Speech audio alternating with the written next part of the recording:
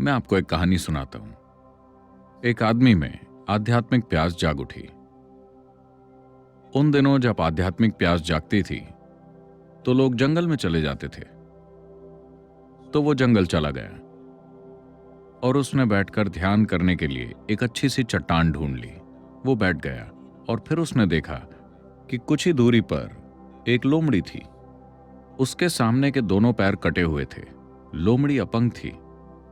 शायद किसी शिकारी के जाल में फंसकर उसकी दोनों टांगें कट गई थीं।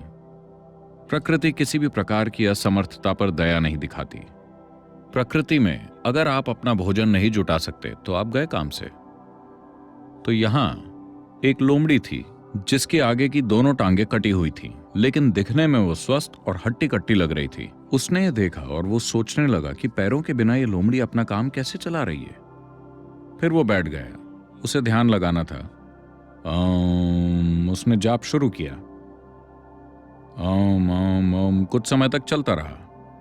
जब शाम हुई उसे एक शेर के गुर्राने की आवाज सुनाई दी। जैसे ही उसने गर्र की आवाज सुनी, ओम गायब हो गया और वो एक पेड़ पर चढ़कर बैठ गया। वो ध्यान व्यान सब भूल गया। फिर शेर अपने मुंह में मांस का एक टुकड़ा दबाए आया और वो टुकड़ा उसने उस अपंग लोमड़ी के सामने रख दिया। लोमड़ी ने वो मांस खा लिया और शेर वहां से चला गया।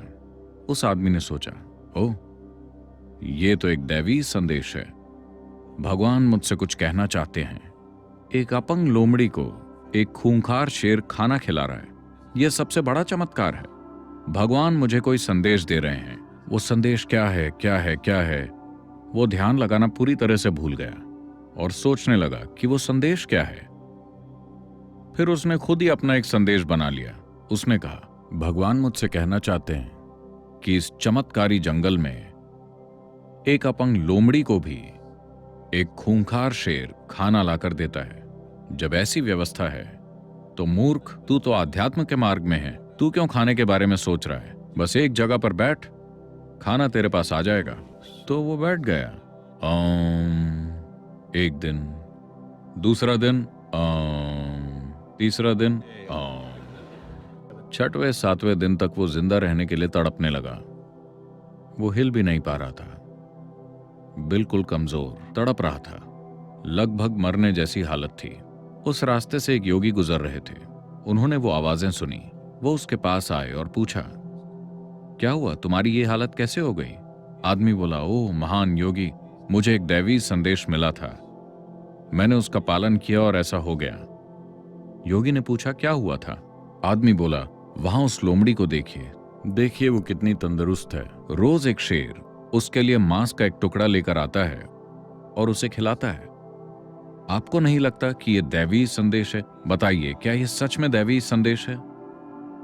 योगी ने कहा, निश्चित रूप से यह एक दैवी संदेश है, लेकिन तुमने एक दयालु शेर के बजाय एक अपंग लोमड़ी की नकल करना क्यों चुना?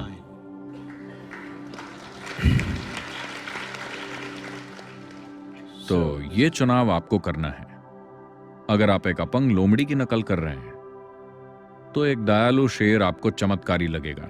यह कोई चमत्कार नहीं है, यह किया जा सकता है।